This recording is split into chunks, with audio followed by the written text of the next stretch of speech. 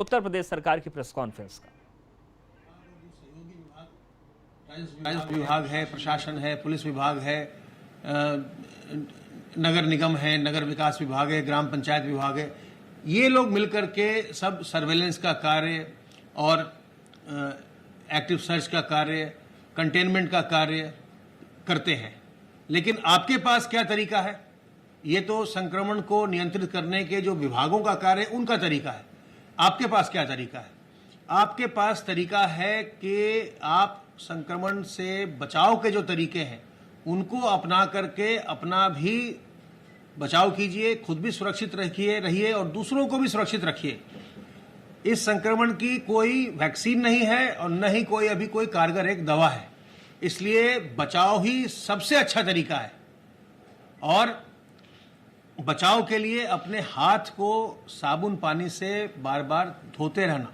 हाथ को बिल्कुल साफ रखिए, साबुन पानी से धोइए, और अगर साबुन पानी कहीं सुलभ न हो पाए तो अगर सैनिटाइजर है उससे भी आप हाथ को साफ कर सकते हैं, लेकिन साबुन पानी से हाथ को बार बार धोते रहिए और अपने मुंह और नाक को ढक कर रखिए। सार्वजनिक स्थलों पर जब भी आप जाएं तो अपने मुंह और नाक को ढकिए, मास्क से ढकिए, रुमाल से ढकिए, दुपट्टे से ढकिए, गमछे से ढकिए, किसी भी साफ कपड़े से ढकिए। कपड़ा आपका जो भी जिसे आप ढक रहे हैं वो साफ होना चाहिए, उससे आप ढकें ताकि आप संक्रमित न हो। और कहीं भी आप जाएं तो लोगों से 2 गज की दूरी बनाइए।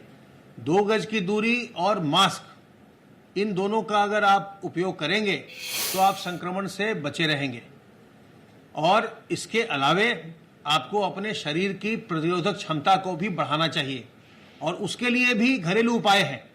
उसके लिए आप तुलसी पत्ता, काली मिर्च, अदरक का काढ़ा पी सकते हैं, आप अजवाइन का अर्क पी सकते हैं, गिलोय का रस पी सकते हैं, आप नीम की पत्तियों का सेवन कर सकते हैं, गर्म पानी पीजिए, व्यायाम करिए, योग करिए, प्राणायाम करिए। इससे आपकी प्रतिरोधक क्षमता बढ़ती है, और अगर आप संक्रमित भी होते हैं तो आपका शरीर उस संक्रमण पर विजय प्राप्त कर लेता है। तो अगर आपको कोई भी लक्षण आए तो तत्काल अपनी जांच करवाइए। इसमें कोई भी लज्जा की बात नहीं है और कोई हीन भावना की बात नहीं है। न ही दूसरे को संक्रमण आए तो किसी प्रकार की दुर्भावना लाना है। ये संक्रमण किसी को भी हो सकता है, और जो भी लोग समय से सामने आते हैं, अपनी जांच कराते हैं, अपना इलाज कराते हैं, वो संक्रमण से बिल्कुल मुक्त हो जाते हैं, बिल्कुल ठीक हो जाते हैं। इसलिए बुद्धिमानी इसी में है कि अगर लक्षण लगे, सांस फूल रही है, बुखार आ रहा है, बार बार खांसी आ रही है,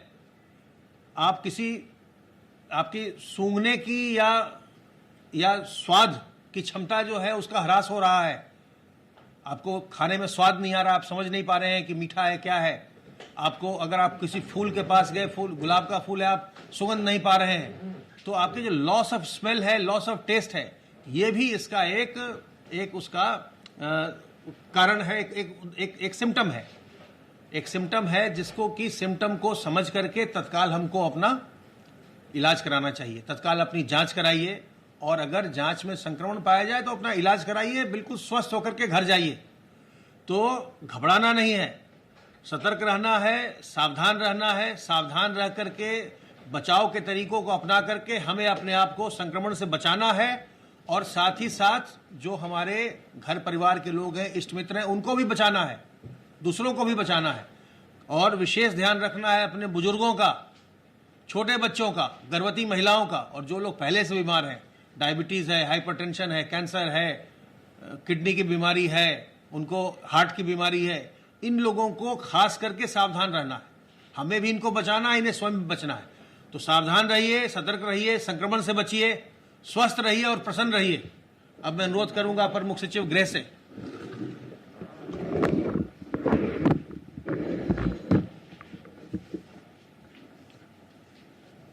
आज माननीय मुख्यमंत्री जी ने गोरखपुर के अपने दौरे पर वहां पर जो मेडिकल कॉलेज है, बीआरडी मेडिकल कॉलेज है, उनका निरीक्षण किया, और वहां जो आईसीयू और बाकी L3 के बेड्स हैं उनको बढ़ाने का निर्देश वहां दिया है। आज कल मुख्य सचिव साहब ने कानपुर का भी दौरा किया है और कानपुर में जो आईसीयू के बेड्स हैं, L3 के बेड्स हैं, वहाँ उन्होंने निर्देश दिया है। आज मैंने स्वयं कमिश्नर और डीएम लखनऊ के साथ विभिन्न मेडिकल कॉलेजेस जो यहाँ पर हैं, KGMU है, बाकी प्राइवेट मेडिकल कॉलेजेस हैं और यहाँ जो अस्पताल है उनका निरीक्षण किया है। तो लखनऊ में भी बेड्स बढ़ाने का हम लोगों ने कार्य योजना तैयार की, जो सभी कार्य योजना आज मुख्यमंत्री जी के समक्ष हम लोग शाम को प्रस्तुत करेंगे। गृह विभाग के सूचना के अनुसार अब तक 1,82,615 FIR धारा 188 के अंतर्गत हुई हैं। कुल 3,63,462 लोग नामजद किए गए हैं। कुल 1,21,87,029 वाहन चेक करके 67,251 वाहन सीज किए गए हैं। चेकिंग अभियान के दौरान अब तक 61,90,00,000 रुपया का शमन शुल्क जमा हुआ है। जो वाहन के परमिट आवश्यक सेवाओं के लिए हैं, 3,48,739 परमिट जारी किए गए हैं। कालाबाजारी और जमाखोरी के अंतर्गत 1,063 लोगों के खिलाफ 786 FIR दर्ज करते हुए 390 लोग गिरफ्तार किए गए हैं। 2199 लोगों के विरुद्ध संज्ञान में लेते हुए फेक न्यूज पर कार्रवाई की गई है। पिछले 24 घंटे में 11 मामले, 7 ट्विटर के, फेसबुक के 4 मामले आए हैं। इसके साथ साथ प्रदेश में अब 10,998 हॉटस्पॉट 11,600 थाना क्षेत्रों में हैं, जिनमें 14,14,000 से अधिक मकान हैं और 84,96,000 लोग चिन्हित किए गए हैं। इन क्षेत्रों में 44,773 जो है कोरोना पॉजिटिव केसेस हैं और इंस्टीट्यूशनल क्वारंटाइन किए हुए व्यक्ति 20,376 हैं।